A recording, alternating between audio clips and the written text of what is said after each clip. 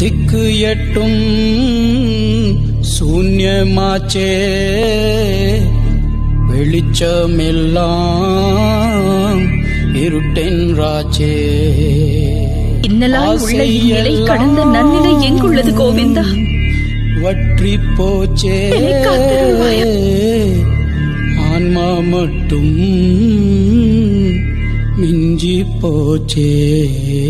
என்ன விரதம் ஏற்றாய் நீ அம்மா, நெஞ்செல்லாம் இறைவியாய் நின்றாயே அம்மா.